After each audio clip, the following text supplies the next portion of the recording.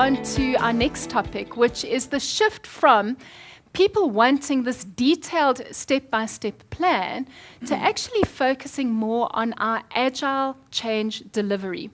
And of course, if we have a look at some of the challenges, is that traditionally our change activities have been based on the technical plan. What is the technical approach? As change practitioners or as team members of a project or an agile team, we want to do things the way we've always done it before.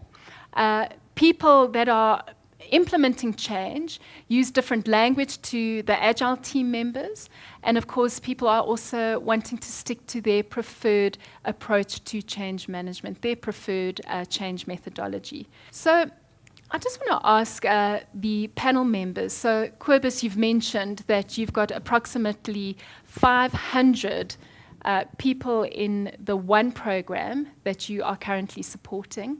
You've got a change team that works with them. But what is important that as change managers, we start using the agile methodology to implement and facilitate change. So how are you handling this? With difficulty. No, I think the quicker you put on, the right gear for an agile environment, the better for you. So, you need to be part and parcel of the broader program. So whenever they do an integrated program in increment planning, you as the change manager need to be in there to get the first glimpse of an understanding of what needs to be accomplished. So that's your first trigger. Literally in as many of, because we are often few and far between on these large-scale programs from a change perspective, you need to attend as many of the Scrum sessions because it's a level lower down. You need to be somewhere in the sprints where they are churning things out. So it's literally about representation from a change perspective across the board. It's only then where you can assimilate and extract, the level of change that will be required out of that. And I don't know, you might sit also with difficulty in your programs where we used to build from a business analysis and a process engineering capacity into something beautiful called a use case. Neatly, crystallized into a workable tool that we can use as change to give them whatever they need from a change perspective. You don't get that. So you need to, from a variety of change stories, you need to derive information. You need to engage with people that you never thought you would engage with to extract information from them. So that is, I'm talking about that intricacy of engagement with people. So then also, we also run what we call an OpCom, where we've got the overall Kanban board, where we're working all of the different contributors to the outcome, literally from a capability layer, and I'm talking about technologies here, into the delivery programs.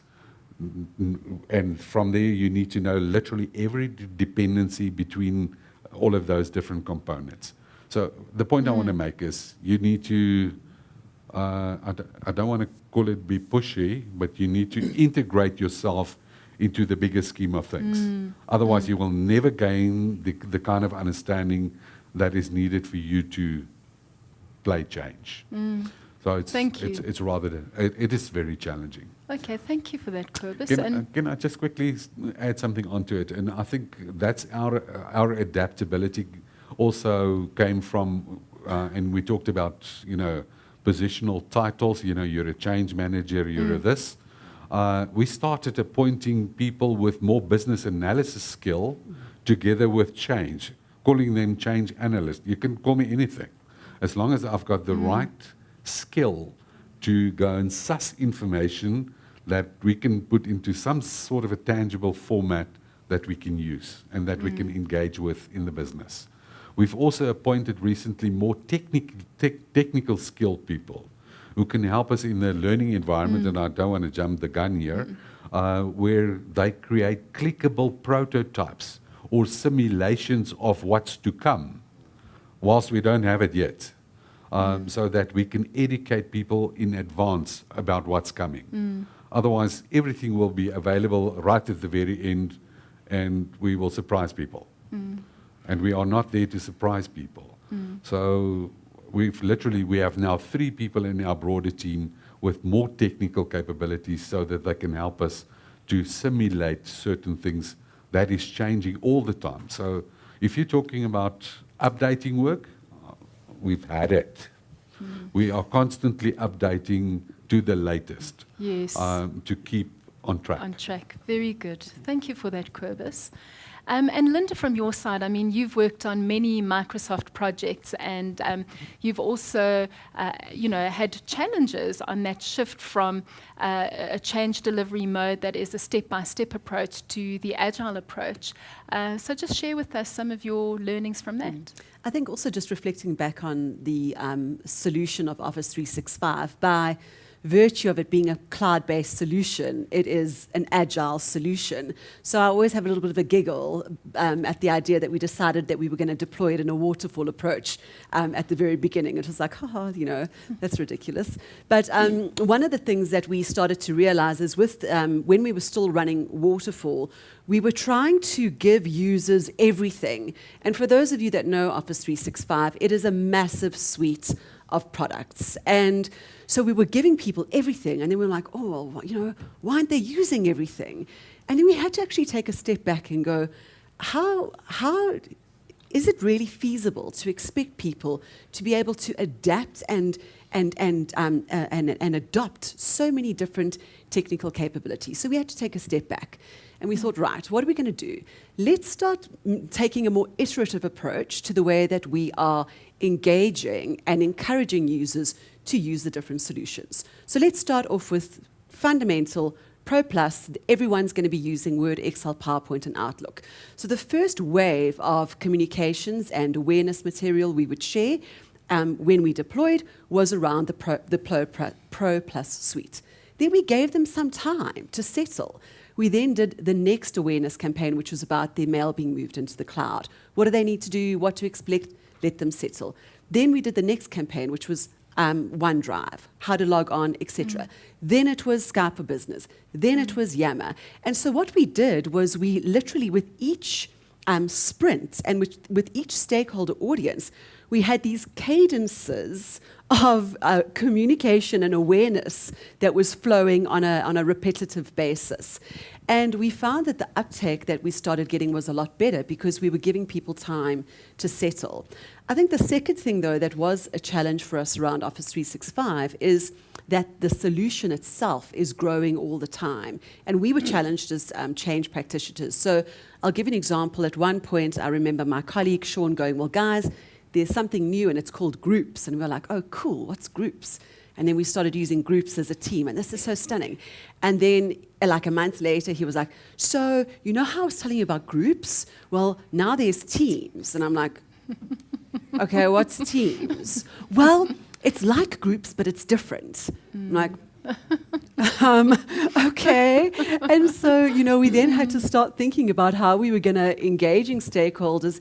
And we also had to make some business decisions around what do we actually release to business and what do we as an institution hold back? Are we going to make a strategic decision to go groups or teams? To do both made no sense at the time. So, I must say it really made our lives so interesting because there was just multiple elements. But I think the nice thing is that we could adapt based on what we were seeing coming out of our user community. Very important. Yeah. Thank you so much for that, Linda. And Rodney, I can see you want to add to that. Yes, if I may add to what Kubas and Linda have said. I think for us as change people, the best thing we could do is to make sure that our work is just as visible as the technical, development work. What I did about 2 months ago was to say, okay, if this is our agile landscape, technically speaking, how can I begin to integrate change elements into it? I then sat with the agile coach and said, look here, right from requirements definition to backlog grooming, etc., I'm going to have a discussion with you to agree what minimum change activity should go into that. Excellent. And he began to understand how change works. And I said, I'm going to add to this landscape what change should do. And we printed that into one, A0, is it A1 or A0? That big one. We put that on the wall. It is so visible to everybody what change interventions ought to take place at any given stage. They begin to see how we can kind of weave in change right from the beginning.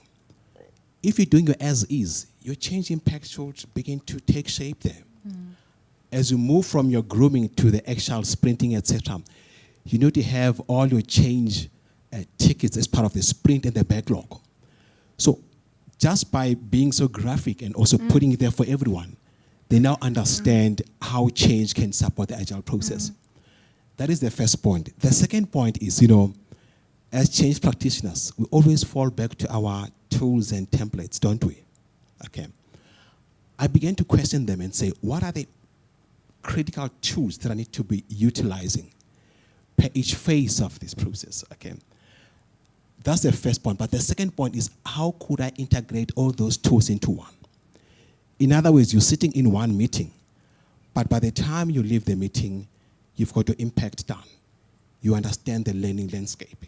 You understand what to communicate and how much of it to which stakeholder group. So it's a lot of work, by the way. So Agile can be as comfortable as waterfall, only if we can begin to make it as practical as possible to everybody and make sure that we continue to educate our colleagues about change management in an agile manner. That to me worked well because people now understand that, Rodney, okay, now we understand the frequency in communication, but it is targeted. So I think that has been, for me, one of the key learnings this past 2 months, really. That's excellent. Thank you so much, Rodney. And I just want to go to the audience and just find out if anybody would like to ask any questions around that. Yes, Aubrey. I just want to ask a question. We've spoken a lot about internal and, as a team, as an organization. But have you guys come across any conflict or resistance when considering our dearest friends, the auditors, especially those external guys who come in who are quite rigid and are artifact-based driven, et cetera, because it's one thing bringing the organization on a journey, but there's that external influence as well, which can be quite a hell for us. Thanks. That is a great question. Thank you very much, Aubrey. And I think it's a reality that is faced by a lot of change practitioners, which is that there's this expectation that artifacts mean results, and that's what auditors look for. Okay? So if I may ask Rodney, just in this instance, because of the context that you've worked in the past, and then we'll go to Kobus, have you had any experience around that, and how have you handled it? We've had, as you know, governance is a big thing in organizations. They want to see every paper trail physically to say, okay, this is what you've done. And they will have that long checklist here. So I think my experience was to say, okay, we're not abandoning documentation, but we're minimizing that. Okay, that's the first point. But secondly, we still are attuned to the governance requirements in terms of what is important for the organization. But one is also to draw a line and say, for the project itself, how can you cushion that to make sure that the external impact doesn't stop us from delivering what we have to deliver? Auditors will come to you and they will want this document in this shape, in this font, to this length, etc., etc. Okay, so you cannot entirely eliminate that element, but you can begin to say, what is it that will work within the project context? To Kobus' point earlier on, you don't want to throw the baby with the bathwater. You still want to make sure that there's at least some compliance in what you're doing. It may not be as hectic as it will be with a typical waterfall approach. Thank you for that. Kobus? I think, and it's not applied, in the same way everywhere. The first person that you appoint on your program is your auditor, the very first person. Then, for me, it's important to educate that individual as well. I remember of days where the auditor for my program, and specifically around change, came to me and said to me, I'm the auditor, I need to audit you, but I don't know what to do. So, and then what I did was I educated the individual, and it was almost like marking my own homework in that particular case.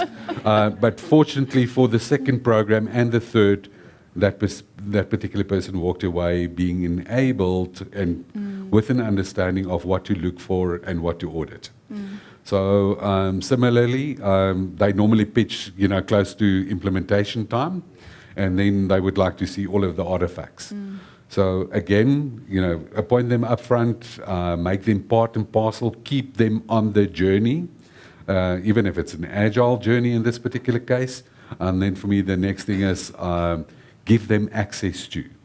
So our auditor has got as much access to our intranet site where we're storing all of our documentation artifacts, for across the different disciplines of change. So what we're doing from a role perspective, what we're doing from a comms perspective, what we're doing from a learning perspective, from an HR and engagement with the unions and so forth, make sure that they've got insight across the board.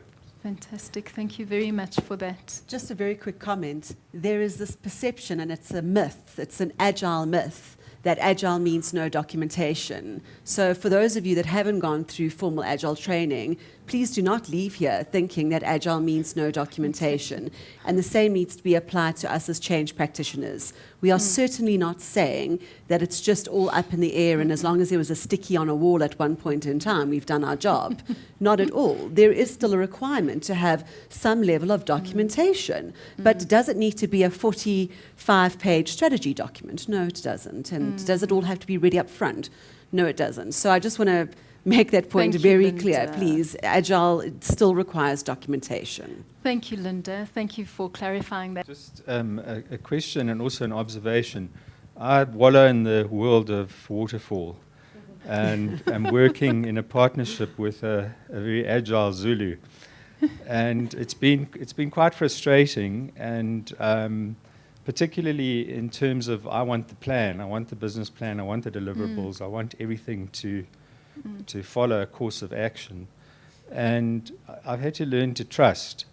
So I think that's really the observation is just you've got to trust, because he'll say to me, it's going to happen, don't worry. and sure enough it does. But the other frustration, and really this is a question more possibly in relation to the World Bank, there are formal organizations. So we've embarked on a project, we've applied for funding from a very staid formal organization, and things have changed. So what we are presenting now in terms of the business plan that we presented to get the funding, which was initially approved, they've come back to us and said, oh, but this has changed. You must now put in a new submission. We're saying, yes, but it's changed for the better, and it's so difficult to actually explain that you're off-piste, so to speak, on the business plan, but it's actually going in a better direction. I don't know if you've got any solutions where you're dealing with particularly banks, where you're applying for funding, they want a business plan, you put forward a business plan which is quite complex, and then things change and move, and you've got to try and, they don't actually understand how to deal with that. I don't know if there are any solutions. Rodney? I think the challenge of working with huge organizations like the World Bank, I mean, they have 289 presidents across the globe. And their processes and their policy, their strategy, that is all designed in Washington. So as a satellite country, you kind of have to mirror what is happening out there. But what they've started to do as well is to say, guys, the process to actually deliver our service is hampered by our internal arrangement. Now there's a process to look at how we can come up with simpler processes to make sure that we still require a business plan, but it shouldn't be as has been the case for many, many years. In fact, we're even looking at automating that.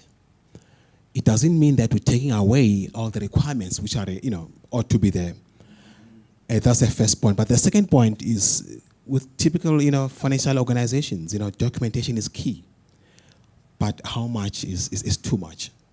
So there is a process. I know it's a bit slow, but the organization has acknowledged that it takes too long just to deliver on the service of what is expected. So I can agree with you on that one. Hopefully in the next months or so, you will see a lot of communications coming from the World Bank side to actually giving a lighter version of the requirements to make it easier to access the World Bank products, globally.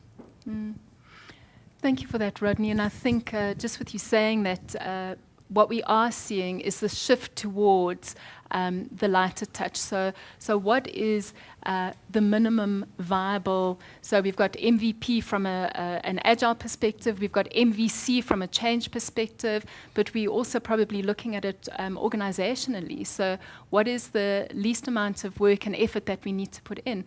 Very interestingly, a family member of mine worked for Amazon in the UK, and she was telling us how every time they had to present a concept or a strategic document, they were told it only needs to be 70% prepared, because as long as you've got the core information in there, that's all that we need. Let's stick to the heart of it. Let's get it out quickly. Let's make sure we know what we're working with. It doesn't have to be perfect, but get us 70% there.